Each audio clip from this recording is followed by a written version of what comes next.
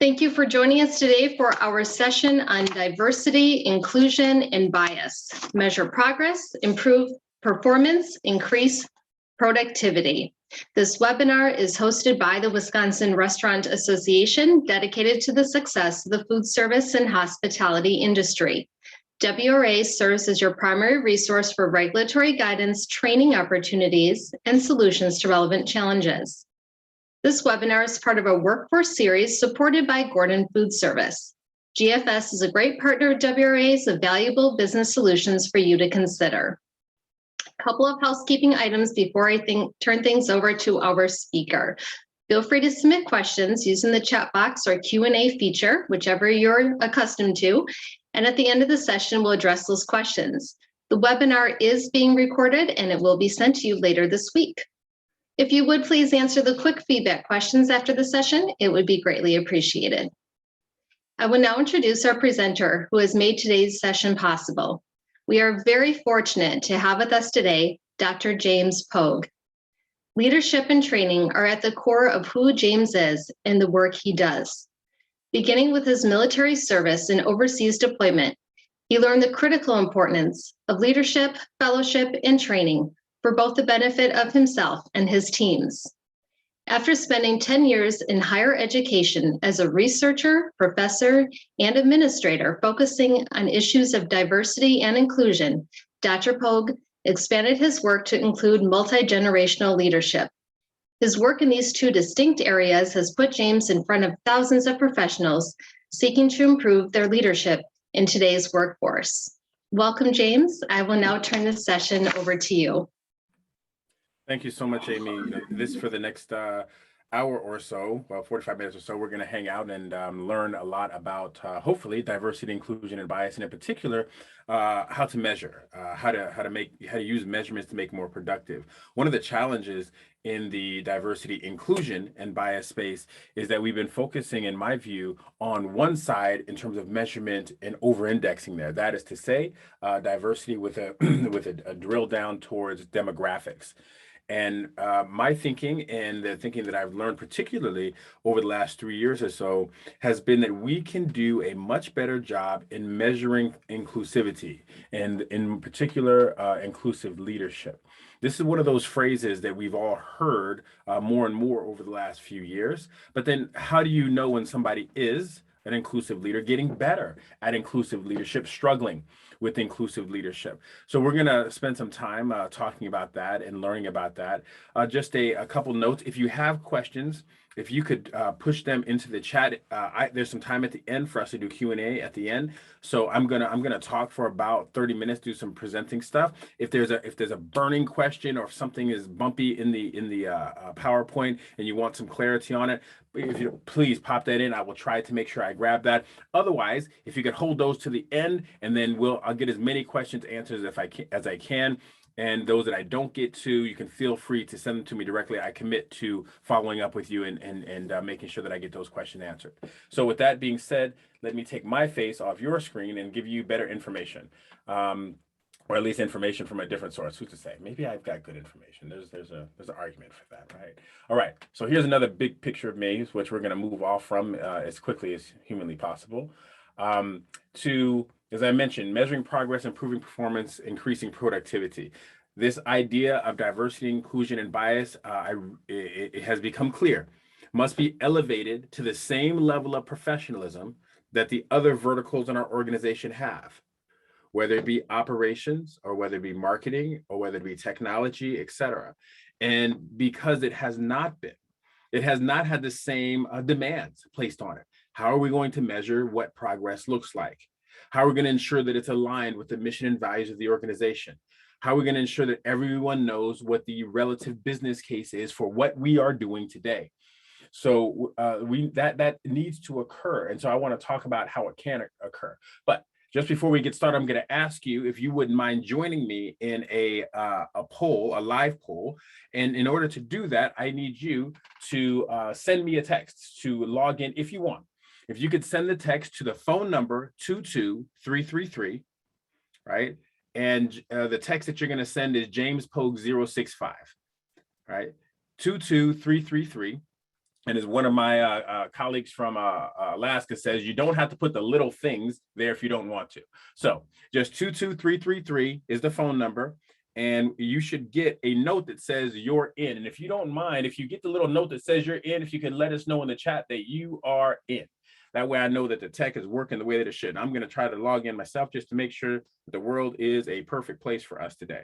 So 22333. And you're going to send James Pogue, P-O-G-U-E, 065 as the text. That's it. We've got here. I see you, Maureen. Scott, gotcha. Anybody else in that wants to be in? All right. Let's give it just about another. Thank you. Thank you. Is that Lisa there? Thank you so much. Katie, gotcha. Hopefully everybody that is in that wants to be in. Let's give it another 10 seconds, 15 seconds, just to make sure. 10, 9, 8, 7, 6, 5, 4, 3, 2. Okay, hopefully everybody's in that wants to be in. Not obviously not a requirement, but if you can, that'd be great. We're going to ask a bunch of questions, a total of 5 questions to have the time that we're together. So answer as openly and anonymously as you would like. All right, here we go. First question, take your thumbs off the phone so we don't get any erroneous dial-ins here. So here we go. First question. Grading your leadership around social justice challenges today, as of today, what kind of score would you give yourself? Whatever the score you would give yourself, type in the corresponding letter. Whatever score you would give yourself, type in the corresponding letter as a text to me, right? Whatever you would give yourself, there we go. Thank you so much. Jump in there, and see what we get. See what this is looking like. So far, we got D and E battling for something over there. All right, let's give it another 10 seconds. 10, 9, 8, 7, 6, 5, 4, 3, 2, and thumbs back, unless you want to dump some stuff in. Let's just take a look at where we are. With about half of us saying, you know what, I'm going to give myself somewhere between 76 and 90%, right? About a third of us saying, well, I'm 26 to 50% if I'm looking at my leadership today, right? And then 10% each at 51 to 75 and 91 to 100. All right, so pull the thumbs back and let's see what we get next for the next question. Looking backwards, during the summer of 2020, thinking about how you led during that time, what score would you give yourself then? Looking back during the summer of 2020, analyzing your leadership, what kind of score would you give yourself right now? What kind of score would you give yourself? Looking back, how did I do then? How did I do then? That's what we're looking for now. Summer of 2020, the world in many ways is exploding or imploding. Many of us are at home. We're not working like we used to. We're watching and seeing things. We still, however, have the opportunity to lead. How did I do? How did I do? Let's give another 10 seconds. 10, 9, 8, 7, 6, 5, 4, 3, 2, and 1. I'm going to ask you to pull your thumbs back off the phone, so I'm going to toggle back and forth between these two screens. So looking back, it looks like most of us, the plurality of us, 51 to 75%, but nowhere do we have more than half. Do we have a majority, right? We'd give ourselves somewhere between, half, 51 to 75%, 76 to 90 at 33. Now, let's just go backwards and see what it looked like in the previous one here, with about half of us saying, 76 to 90%. But here, we've only got 33% in that group. Here we got about 10% saying, you know what, I'm thinking I'm doing pretty good here today. But looking backwards, we have no one that said that they did pretty good, right? So here's part of our goal today. We want to be able to give folks information, give you information to challenge you to say, okay, what do I need to do next to get myself into the next bracket, right? Up another 25 points, up another 7 points, up another 12 points, up another 1 point. Some of us are in a position where our growth pattern, our diversity journey says, I got to learn one tick at a time. Others of us are in a position where we can kick down the door of our learning. You have to figure out which one it is for you. My job is to set the challenge in front of you. And then your job is to pick it up and run with it in whatever direction makes sense for you. So let's start with baselining language. Over the past 3 years in particular, one of the key factors that has made itself real is that we are trying oftentimes to have really tough conversations without having aligned on what the words mean. So it starts off as just a 5% difference between what I said and what you heard. But we all know the telephone game, right? A week later, we're 20% different. We're 50% different. So we're going to start with baseline language, and this is key to how you lead. When you walk in the door to discuss the thing, I need to know what thing means to you. And this is regardless of subject matter. Remember, we have to raise diversity to the same level of criticality as other areas in the organization. We wouldn't walk into an operations meeting and have everybody not knowing what we're talking about. We would make sure that everyone knows what we're talking about, what this meeting is about today. So baselining language, where we're going to start.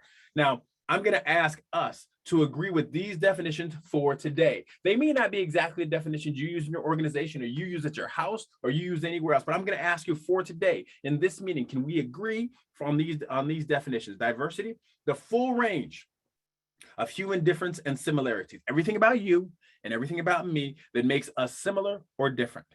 Inclusivity, the resulting environment when diversity, the full range of human experience, is viewed through interactions, the systems, beliefs, and values, decision-making, and outcomes. When all of that comes together and it's looked at through diversity, what do we see?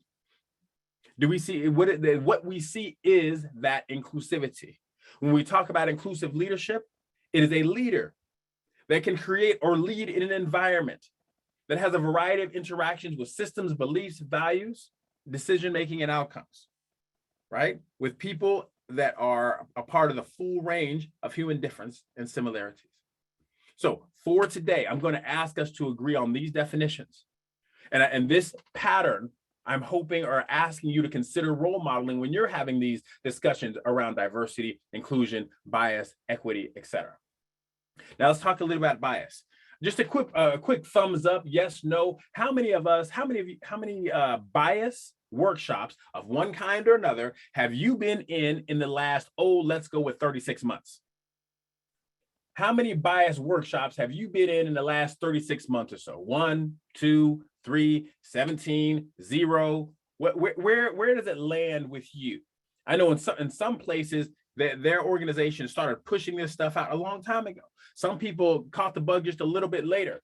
But for some of us, this is probably not your well, I guess I was gonna say this is probably not your first one, and then Maureen just knocks me down. Thanks a lot, Maureen. Appreciate you. But no, that's important. Thank you so much for being out there, Maureen. Now here's the thing.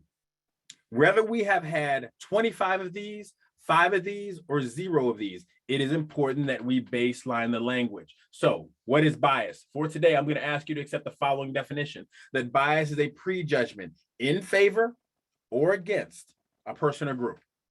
Keep it simple, right? No sense in getting extra complicated with something that can be as scratchy and sometimes emotional as bias. A prejudgment in favor or against a person or group. Now, 2 kinds of bias that we're going to talk about or maybe spend some time with, you're going to hear me talk about. Conscious, happens automatically, triggered by our brain's quick judgment. Maybe we've heard that our brains pick up 11 million pieces of information at any given time, and our brains have to make decisions on what we're going to make decisions on or not. What is the data we're going to use? So your brain creates shortcuts. Those shortcuts are bias.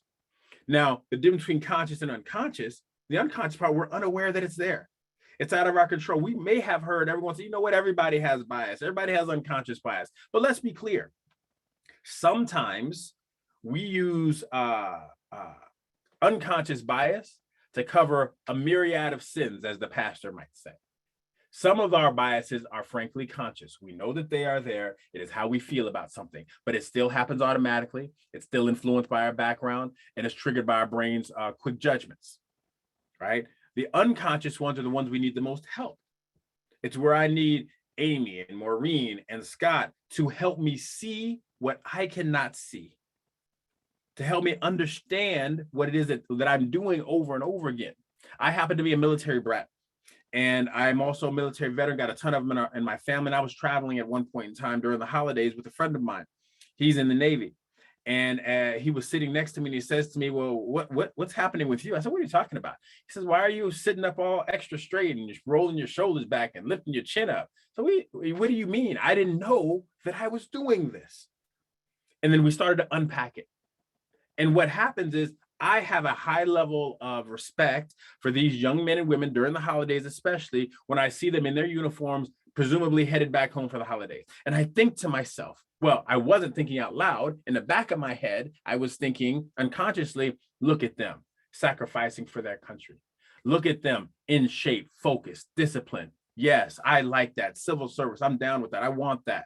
We need that, right? And he looks at me with his head cocked to the side, said, James, you know better.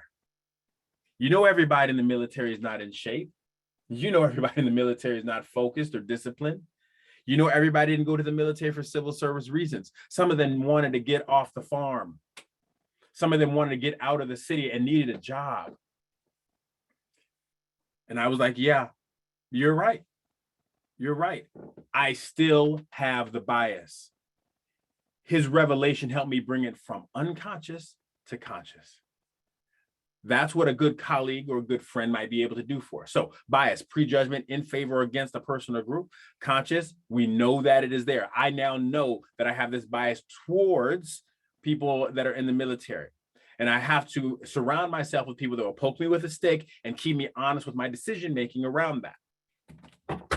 Now, let's see. When we talk about diversity, inclusion, and bias at JPE, one of the things we talk about consistently is what we call the DIBS Big 8 plus 1. What do I mean by that? The DIBS Big 8 are these big boulders of diversity in our lives. They impact greatly how we make decisions, how the world sees us, and how we see the world.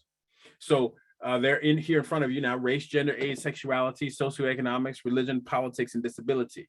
Remember a long time ago when we started talking about bring your full self to the office. This is part of our full self. And we, I think, might agree that some of this we have been strongly encouraged, keep it out of the office. And the further back we go back into our organizations, more and more of these were encouraged to be outside of the office and not inside of the office. So let's take socioeconomics and just use it as our example for today. Imagine the annual income you had when you were 12 years old, whatever that was, right? And I want you to think about your life experience, where you went to school and all these kinds of things. Now, take that annual income and add 3 zeros to it. Now consider what zip code you would have lived in now, what school you would have went to now, how you would have gotten back and forth to school, your college prospects or trade school or military prospects, what your vacations look like. All right, now let's go back to the regular 12-year-old annual salary, the original one. Now we're going to subtract 3 zeros. For some of us, that puts us squarely in some of the worst poverty in the world. What's your zip code then?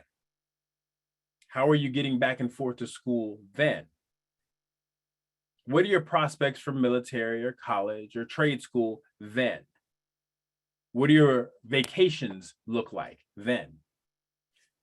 Socioeconomics has a massive amount of impact on what we see, how the world sees us, the decisions that we make. The same thing can be said for ability, disability. For those of us that happen to be fully able-bodied, imagine tomorrow you wake up and you are missing a limb, right? For those of us that have an intellectual ability, what if that shifted? Tomorrow you woke up different. How would the world look at you differently? How would you look at the world differently? Last one, just for fun, religion. Many of us are what we call faith-first persons. It's what we do every day. It's how we enter the day. It's how we close out at night. We do Bible study on Wednesday. We do choir practice on Thursday. We do men's or women's group on Friday. On Saturday, we're cleaning up the church. On Sunday, we've got regular church service. It's what we do. What if you woke up tomorrow and you were agnostic or atheist? How would the world look at you differently? How would you look at the world differently? In today's marketplace, I think about everything that just happened in Afghanistan and all those people that just came over to the US. Being a Muslim in today's marketplace in the US is different than if you happen to be Catholic or Presbyterian or Baptist. These things impact how people see us and how we see the world. The plus one, I've been really moving around on should I add this one or not. So if you want to pipe something into the chat and say, yes, you should, or no, you shouldn't, I'm open to hearing it. So here's the plus one. It's being a parent. Everybody's not a parent, and you generally don't start being a parent until you're at least over teenage years for most of us. Not all of us, but for most of us. And I think that being a parent dramatically impacts how you see the world and how the world sees you. But because one doesn't start off into the world being a parent, I'm like, I don't know, but I do think it's critically important. So if you have a thought about that, dump it into the chat, happy to read it. So DIBS Big 8 plus one, those things that impact us and are the big boulders of diversity in our life. Now, the DIBS model, I want to introduce this to you because it is the foundation for what we're going to do next. Most of us want the boxes that is on the right. How do we change results, improve outcomes, shift culture? Maybe it's about staffing. How do we get more humans, James? I need you to drill it down for me. We have a staffing issue. We've got to go out and hire 50 people. You got 50 people we're hiring all tomorrow. We need to change. We need changed results. We need improved outcomes. We need to shift our culture. All right. And then they say, that's the result we want, James. The magic dust I require from you is what are the decisions I need to make that are different? What is the behavior I need to do that is different so I can get these people working with us? We got a talent management issue. What do I need to do? And I say we have to go to the far left box. And you have to begin to have and continue to have meaningful interactions with people, places, and systems. You'll recall this under inclusivity. We have to have meaningful interactions with people, places, and systems. These meaningful interactions challenge and reinforce my beliefs, your beliefs, and values. It is this challenge and reinforced belief that impacts our behavior and decision-making and what leads to the change results that we want. All right, so let's move forward. The diversity, inclusion, and bias in inclusive leadership assessment. Now, what you see in front of you are the names of the 5 phases that are part of this assessment. This assessment is what we lay out to organizations and say, look, we can take a snapshot of your organization, of your team, of an individual, and say, this is where the phase that you fall into. Based upon the phase that you fall into and where you would like to be, here are the recommendations to get you there, right? So that's what this is that we're looking at now and what we're about to kind of go through together. How can I challenge myself and be supported in such a way that I can move myself from the phase that I am in to the phase that I need to be in order to be a more inclusive leader? Or what are the kinds of things I need to do to stay where I'm at? Because I'm feeling really good about where I am in terms of my leadership assessment. So one other piece, these 5 phases, you're looking at them left to right, but they are not in any kind of order. One can move from, you can start investigating and go to hesitant. You can go from hesitant to experimenting, from experimenting to discomfort back to hesitant. Things can happen in the world, in our lives, that put us in the position of moving from one to the other. And the things that happen, we call that challenge and support. Somebody pokes you with a stick, something in the world pokes you with a stick, and you move. And I'll talk a little bit about that as we go.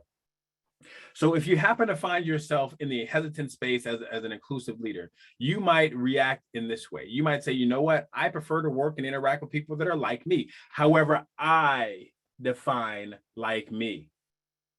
Think about what I said about being a military veteran.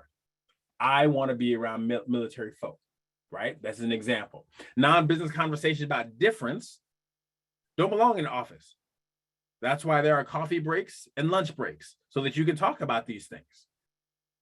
It's not that I have issues with people that are different from me. We just don't have a lot in common. And yeah, in today's marketplace, I'm fearful or scared. I'm going to get canceled. I am going to get fired. People are going to take my job. It's going to embarrass my family and my kids. What am I supposed to do here? No, I'm not going to raise my hand and say anything. And if you ask me, either I cannot or I will not provide a good definition for diversity, inclusion, and bias.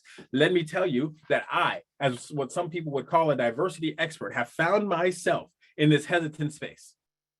When the George Floyd murder occurred, I found myself thrust into this hesitant space. I wanted to be around people like me, people who thought like me, people who believed like me, my closest friends and my family. That's where I wanted to be. I didn't want to talk about other kinds of conversations. It's not that I had issues with other people. I just want to be around people like me. Then I got a phone call from a friend who challenged me. See, the initial challenge was what I saw on the screen that challenged me and pushed me into the hesitant space. Then I got a phone call from a good friend I've known 20, 25 years. And she says, James, you're supposed to be leading us in this space. You're supposed to know something about this space. Why are you quiet? Why aren't you helping us to understand what is happening in front of us? Why aren't you leading? Do better. Well, to be clear, I was very irritated with this woman for quite some time. I told her she was annoying and irritating and that I didn't want to talk to her. But she was right. That was the challenge I needed to move me out of the hesitant space into something else. Maybe some of you have had a similar experience where somebody poked you or prodded you, or you saw something or something occurred in your life that moved you from one of these phases to another. Now let's talk about discomfort. If you're in the discomfort space, you might say, I'm around different people all the time, but it's a challenge. It's a challenge to be around all these different folks, right? And sometimes, these non-business conversations happen, but I'm not convinced that there's a business connection. It hasn't been given to me from my leadership, and I don't understand. I don't get it. I don't think it exists. I am concerned that if I raise my hand to ask a diversity or inclusion or bias or equity question, I might get my hand slapped. If I try to speak my truth, this is not a safer place for me to say that. No, can't do it. All right. And I'm not confident in any definitions I might give around diversity, inclusion, and bias. Then there's investigating. These folks might say, I'm around different people all the time. It's thought-provoking. I've learned a lot around these different folks.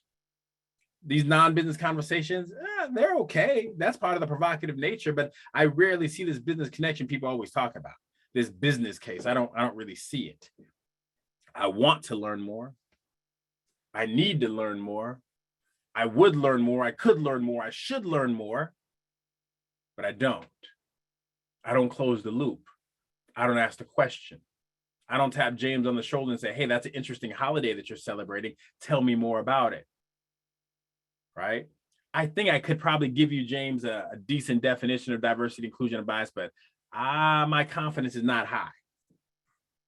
Right? Then the experimenting folks, they're similar to the investigating people, except they do close the loop. They do reach across the cubicle and say, hey, that's interesting artwork there. What is that about? What does it mean to you? How does it drive you to do the work that you do? How did it get you here to this spot? I think these conversations about difference make us better. I push myself. I encourage myself. I'll twist myself up in a pretzel at times to ask the question I need to ask. Yes, it's stressful. Yes, it's risky, but I do believe it's necessary. I do believe that there's a business case for this. And because I keep asking these questions and because I keep going to these sessions like this one, I'm getting more and more clarity on diversity, inclusion, bias, equity, etc. Next, we have engaging, or last. These are folks who say, what, I want to, need to, must be around different people all the time. It's a part of who I am. It's what I do. It's how I operate. It is normal for me to have these non-business conversations. I am very clear on the business case, and I believe that deeper connections between us make us better teams. In my environment, I can say what I need to say. It's a safer, nothing's fully safe. It's a safer environment. And I know that I will handle it with grace. If somebody asks me an awkward question that scratches me, right? I'll give them grace, patience, and respect, maybe even forgiveness. And I know that if I need to ask somebody else a question, I will do that. And I'll do the best I can. It might be awkward. My language may not be exactly right, but I'm on my way. I'm feeling pretty good about all of this. And I believe that, yes, I can clearly define diversity, inclusion, bias, equity, and the whole family of things separately, because there are all many different things, as we talked about at the very beginning about baseline definitions. I'm going to ask you to grab your phones again, because we're going to go through this in such a way that I'm going to ask a couple questions. So just a quick reminder: hesitant. I prefer to work and interact with people who are like me. Discomfort. Being around different people is a challenge. I'm not comfortable with this business case. Not speaking my truth. Nope, not going to do it.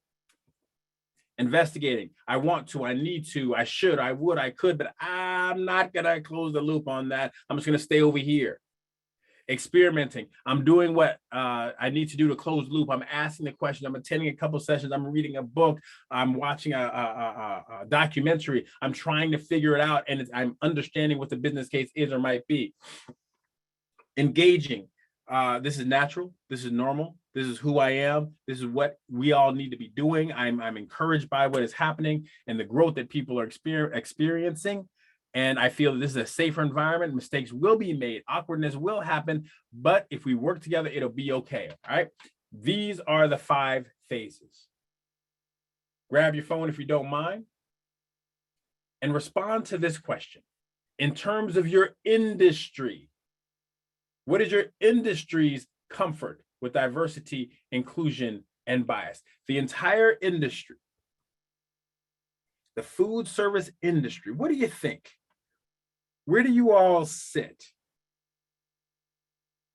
Are we in the investigating place where we're trying, or we think we should, but we're not really closing the loop? Are we working really hard to close the loop and trying to do the kinds of things we need to do? What is the 100,000-foot view of your industry? What do you think? Let's give it 10 more seconds. 10, 9, 8, 7, 6, 5, 4, 3, 2. I'm going to ask you to pull your thumbs back off the phone, please. Let's just take a look at what we have. Over half of us think investigating. Still over half, even with the last people jumping in. What does that mean? Think about this. It means that most of us believe that our industry is not executing on the work that needs to occur. It's not executing. It may think that it wants to do something. It may need to do something. It should, it would, it could, but it's not closing the loop. There's some of us in equal measure here that think discomfort and experimenting. Right? Nobody is saying we are in the engaging space. Nobody's saying we're in the hesitant space. Let's be plain. It is okay to be exactly where you are. You have to decide where you want to be, where you want your industry to be. Thumbs are pulled back, please. Your organization, whatever organization you're representing here today, rate your organization's comfort level with diversity, inclusion, and bias. Where would you put it? Engaging, experimenting, investigating, discomfort, hesitant. What do you think? What do you think? Experimenting, big numbers there. That working hard to make it happen, James. We're doing what we can here, working to close the loop, driving that business case home, trying to get people to own it. We're working here. We're doing what we can. But we got equal numbers on discomfort, investigating, and engaging right now. Let's give it 10 more seconds. 10, 9, 8, 7, 6, 5, 4, 3, 2, and I'm going to ask you to pull your thumbs back. Take a look at what we see. Half of us are saying our organization is in the investigating place, the experimenting place. We're working hard. It's effort. We're gritting our teeth. It's stressful, but it's the right thing to do. Meanwhile, equal numbers on discomfort and engaging, and investigating at 25%. Pull our thumbs back. We got one more question. Rate your comfort level with race, diversity, inclusion, and bias. Where are you? Understanding that a week from now, it may shift. Something may happen. But today, where you at? Where you at today? Sometimes, as I mentioned, something may occur. Holidays are coming. You may have a couple of tough conversations with an auntie or an uncle or a grandmama or a child or 2 or 3. that may irritate you to no end or educate you in a variety of ways. But today, where are you? 10 more seconds. 10, 9, 8, 7, 6, 5, 4, 3, 2, and let's pause, right? An interesting little bell curve there, with the majority of us saying, you know, James, we're in that experimenting place. Now I'm going to ask you to pull your thumbs back because I'm going to toggle back and forth between these three screens. This is you or the people that are represented on the call. And oftentimes in my presentations, there's a preaching to the choir element, right?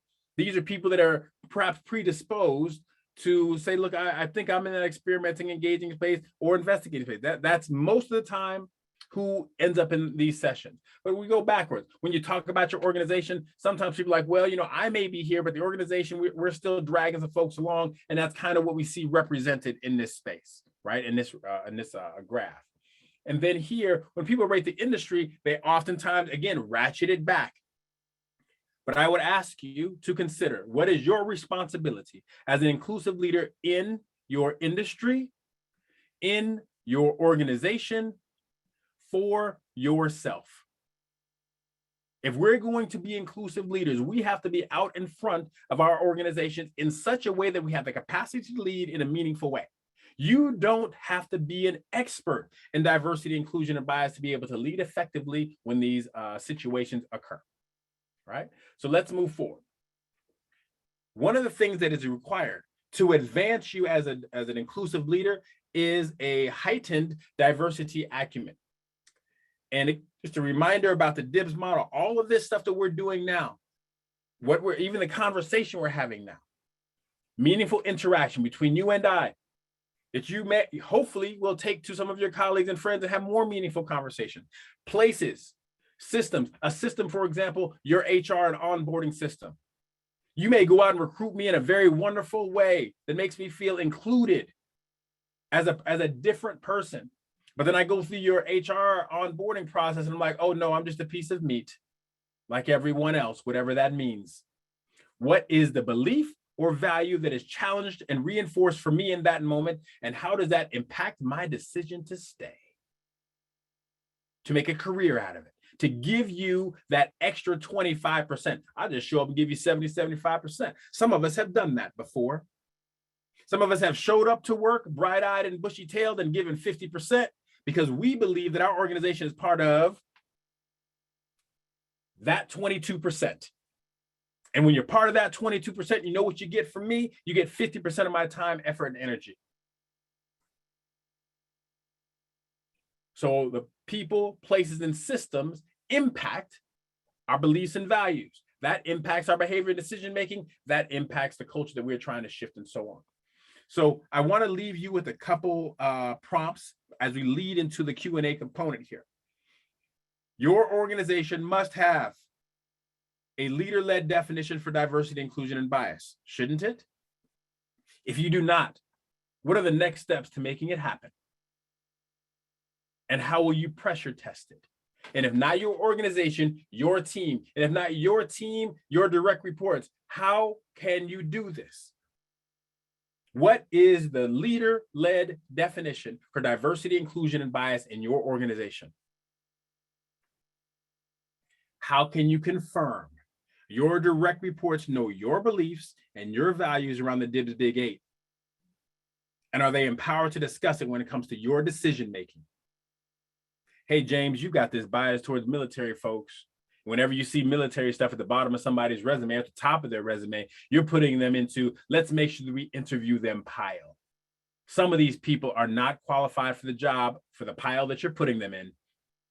This is a bias that you have, James, and come on now, we got to be more efficient with our decision-making. That's going to annoy me as a leader. But have I empowered you as my team member to poke me and instigate me and scratch me so that we can do what is best for the organization, as we all signed on to do? For some of us, it's our faith firstness that puts us with some people in the pile and some people not. That impacts how we market, that impacts how we talk, that impacts how we brand. I've done a few of these presentations where somebody said, well, I just don't get why we can't hire people. And I have to ask them, Why would somebody work for you, given what they see, what they feel? Why would they do that?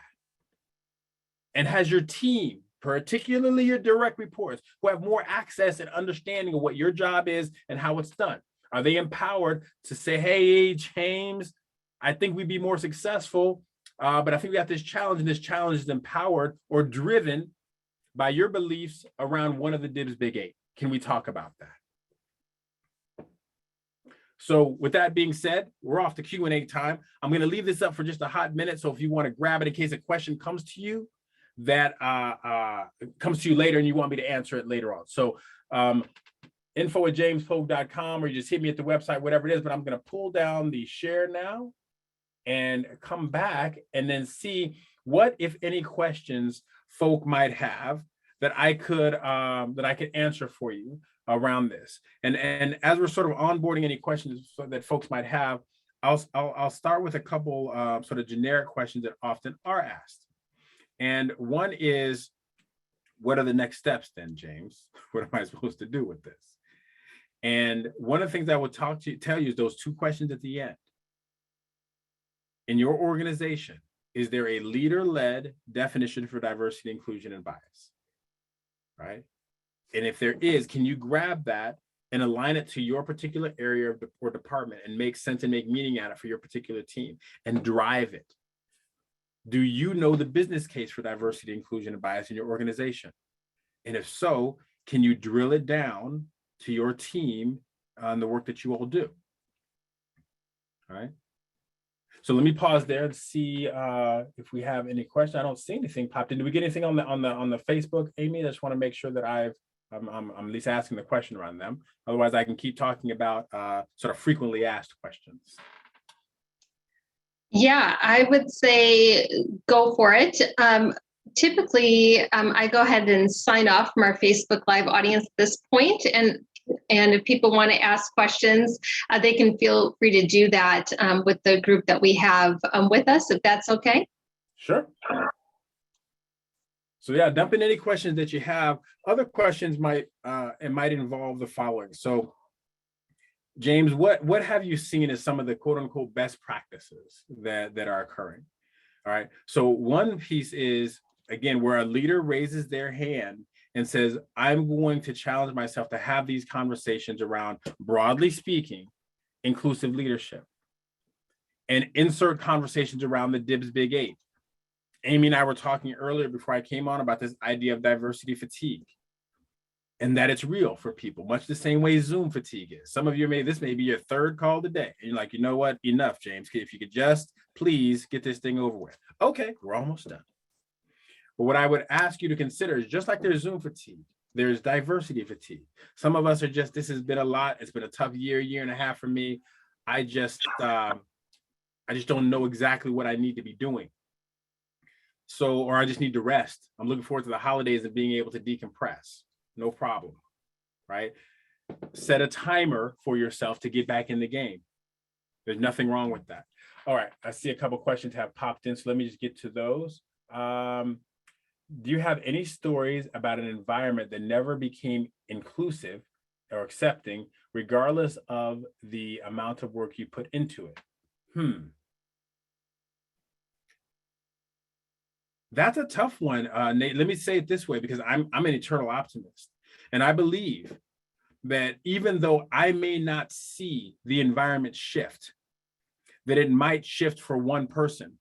If you and I are out there, trying to chop down a tree with a dull stick, somebody's going to see us chopping at the tree and trying to make the effort. And that may move them. Nate, there's an argument for, and I believe this about my particular work, that it's not all going to get done under my watch. I'm 50. I'll be 51 in about a month or so. I know that I am firmly planted in the third quarter of life, right? I'm in the third of my professional career. It may not all get done underneath my watch. I'll have to hand the baton off to somebody else. But I have to keep doing the hard work so that people coming behind me can see what I'm doing and what I did that was wrong or not quite as smart, and then do it better. Sometimes you have to go out there and push against the ocean. because that's how you get people to join you. I'm a pastor at a ministry cafe, Valerie, working with traumatized young adults on staff with a mission for vocational training. I'm working with wounded persons. And let's see, scroll that back up. Here's research from the kitchen, comments from the staff in response to the patrons. What is the leader's response? This is a kind of common one, unfortunately. I think that the leader's job there is to call a halt to it almost immediately and say that's not okay language. Right. So sometimes you got to jump in there and be a ironclad wall and say that's not the language we're going to use. But then you have to follow up. And this is where the professional development or sort of an in-service could occur. Hey, why do you think that language is okay? Because it's not okay here. It might be okay out there in the streets where you're from or in your environment, in your home, but over here, that's not what we're going to do. Right. We're going to use different language. People have first and last names or even nicknames. That's what we're going to do. Why? Because it can make people feel bad. It can make people this, it can make people that. You might insert conversations around microaggressions. And oftentimes in the food service industry, because you have so many people that are dealing with the frontline work, you have to come up with a solution for the frontline folk that is different from the senior folks. And one of the things that we've done is we have something we call micro no nonsense experiences, 5 to 7 minute videos that we shoot out to frontline workers so they can see it and they can see how bias impacts people, how these slurs impact people, and they get like this inoculation around it. And then the supervisor can say, okay, let's talk about the video that just came out. But I would encourage you to drive a solution towards the frontline person. And before that, you have to stop the behavior. You have to acknowledge the behavior in the moment. Trying to unpack this and figure that the wounded nature of my staff is at times to blame or put down others in order to put themselves higher on the heap. This is correct. Sometimes when I show up to work wounded, I act like a wounded person. We all have perhaps heard that phrase, hurt people, right? And this is where we have to jump in again as an inclusive leader and say that that is not acceptable behavior. It doesn't mean that you're not in pain. It does mean that your pain does not authorize you, empower you to hurt others. We have to find a better way. Some of us have EAP programs. Some of us have other kinds of sort of counseling-esque programs that might be helpful or useful. From a mentoring perspective, I've had a mentor tell me, James, are you in a position to talk to somebody? You need to talk to somebody about what's going on and unpack that. That may be another option as well. But again, the leader has to jump in and say that behavior is not acceptable in this organization right now, and then provide 1 or 2 solutions that make sense for that person. I think I skipped a question here. Could you share a sample DIBS business case, please? Yes. So all of us want to be relevant in the coming years when it comes to just the organization and the industry. If we are not more and more inclusive leaders, we cannot predict that we will be relevant to the staff that we want to have in the future. We all have heard about this phrase, I assume, I'm going to just say this. Some of us have heard this phrase, the browning of America, that there are more and more brown people coming to our organizations. How are we reacting to that? I did a presentation and I was asked, James, what if any particular responsibilities does the food industry, or how should they react to a lot of the immigration things that are happening? Now, remembering race is a part of the DIBS Big 8. Economics is part of the DIBS Big 8, right? Gender, age in particular in this one. Most people that are immigrants are younger. Most people immigrate when they are younger. So they're younger, they're browner, and they need money. They want jobs. In the case of the food industry, some of them are coming here because they know, they don't think, they know they can get a job in the food industry, and they know it can improve their lives. They see the United States in one case and the food industry in a more particular case as a beacon of light that they are drawn to improve their lives. You want to employ those people? You must become a more inclusive leader that drives the business case through the organization all the way to the frontline hiring manager, who sees these folks as wonderful additions to a great business, as opposed to pieces of meat that we can use until they run out. Now, these, of course, are extremes. But the business case is, if you become a more inclusive leader from a DIBS perspective, learning and getting better and better with each day on leading across the diversity spectrum, inclusive of age in this case, inclusive of race in this case, inclusive of economics in this case, then you have a much stronger opportunity to become a magnet to the unbelievable talent that is just around the corner. All right. Let's go. We have another question, James, Sure. in the other Q&A here. Any tips regarding outreach and diversifying applicants? Outreach and diversifying applicants. So I'm going to receive that this way, that you're looking for, we want to get a more diverse applicant pool, right? So hopefully I'm hearing that right. And I will say this, you have to be affirmative in your actions to make it happen, right? And what does that mean? Let's just assume that we're talking about restaurant support center kinds of people that might have training or degrees or tons of experience. How can you make yourself attractive to these folks, right? Because there used to be an assumption where they're just not out there. There's no women doing these kinds of jobs in operations in particular. Where are the brown people? Where are the black people? We just can't find them. Or we could shift that, turn it around the other way and say, what about us makes us unattractive to them? And if you ask it this way, it forces you to stretch your thinking and to look at your organization through the lens of one of the DIBS Big 8. The answers to those questions may help you to shift what the organization is doing. Some of you all are doing great work around this diversity stuff. I would put that out front. That's the kind of stuff that's on the front of the website.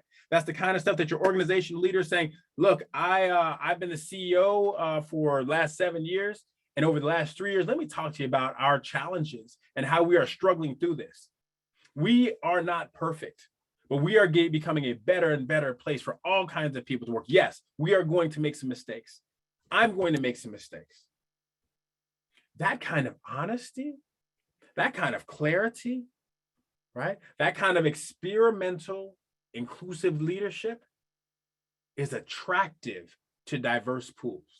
Nobody expects you to be perfect, but people do expect to be able to see, hear, taste, feel the hard work that you're doing. And if you keep it over in a corner on the diversity page over there, where I got to click and click and click and click and drill down and open and okay, there's your diversity statement. In today's marketplace, you think your diversity statement should be hard to find? When I consult with people, one of the things I do, first thing I do, okay, let me just go and look around. What does your organization look like from the front out? So if you want to get a diverse pool, look at oneself and the organization first. That's one thing. Make whatever adjustments you need to make. Second, I would ask all of us to consider leveraging Hispanic serving institutions, leveraging women colleges, leveraging historically Black colleges, and the institutions that produce a lot of different people. Third, those organizations where you're recruiting from currently, one should be asking them, talk to us about how you all are growing and being challenged by the diversity, inclusion, and bias challenges that are in front of us now. You've been doing a lot of recruiting at University ABC. I'd go to them and say, talk to me about how you've been shifting, how you are going to go out and recruit more people that have different backgrounds. Because we still want to come here and recruit a bunch of people, got an unbelievable training program, but we're wondering how you all are improving. So those are the 3 ways that I would suggest. Thank you. I think we are caught up in questions, so we'll just give it a minute here if anybody else wants to throw anything out. While James is live here with us, take advantage of this. So give people just a second here to think of something more. Sure, and then I'll just talk about a couple of different solutions that might make sense for folks. Sure. One is to do an assessment. We just did a 5% of the assessment that we do over at JP. Get a comprehensive assessment, take a snapshot of where your organization is. You can break that snapshot down by leadership or by area, operations, marketing, et cetera. And then you can get some strategic recommendations on what to do next. What could those strategic recommendations look like? One, it could look like executive coaching for your leaders to get them accelerated and out front on this and more comfortable and confident talking about the diversity spectrum, not simply race, also gender, also sexuality, also age, also politics, religion, disability, ability, and socioeconomics. Let me drill down on politics for a hot minute because it is a hot topic. We're about to come into an election cycle, and it is going to be something that is on people's mind in a variety of ways. Are we really saying bring your full self to the office, or are we not? Because if it's impacting me on a day-to-day basis, and I work with you 8, 9, 10, 11 hours a day, should I be able to talk about what's impacting me? And if so, how? Madam Leader, can you help me understand how I can unpack what has been scratching and impacting me as I drove into work that came across my screen? I'm 21, I'm 22. This is my first time voting. This is very uncomfortable for me. Help me understand. Don't tell me what to do. Help me learn to understand and help me learn to process it. Open yourself up, perhaps, Madam Leader, and say, you know what, that you've been struggling too. Because the intersectionality of politics, religion, race, gender, socioeconomics is real to all of us. You don't have to be an expert in diversity, inclusion, and bias to be able to lead impactfully when it comes to it.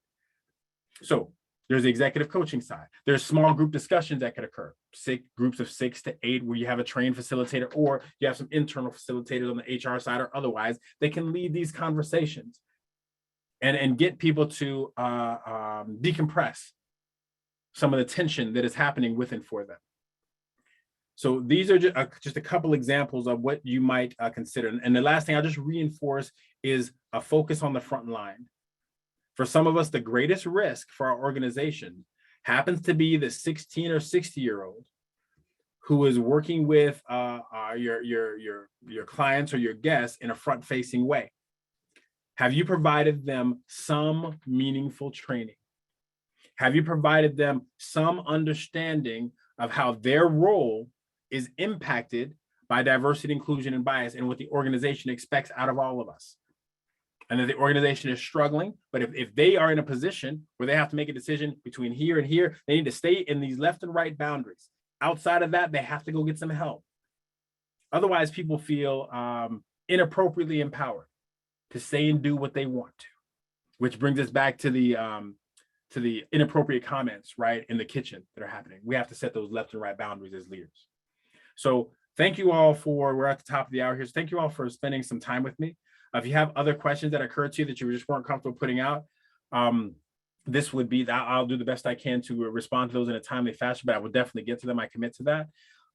This is hard work. And again, with the holidays coming up, I know that some of us are primed to try to avoid these tough conversations with your favorite cousin, right? But consider practice. Consider it as practice. And know that people are expecting you to lead. And in the absence of your leadership, you're still leading something. In the absence of your decision-making, that is still a decision. When you don't talk about it, it still means something to me as your team member. When you avoid talking about it, when you stumble over it, I'd take a stumble and an awkward statement over silence every day of the week, because I can see your effort and I can see your energy. Last piece, and I'm out. 15 years ago, maybe more, we started talking about this phrase, vulnerable leadership. This is where the rubber meets the road. Rubber, road, meet. What you're gonna do? Are you in a position where you can execute on the courageous leadership that we read about in LinkedIn all the time? If somebody was telling your story around courageous leadership and vulnerable leadership when it comes to diversity, inclusion, and bias, you want that story on LinkedIn? I hope that you do. I hope that you do. And I wish the best for you as the holiday season comes up for all of us and for most of us. And for those of us that celebrate something different, yay for you too. And if you got something that you're celebrating that I don't know about, hey, I'm all in. Bring me in, invite me to the table. All right. Thank you all so much. I really appreciate you taking time out of your days. Everybody could have been someplace else doing something else, but thank you so much.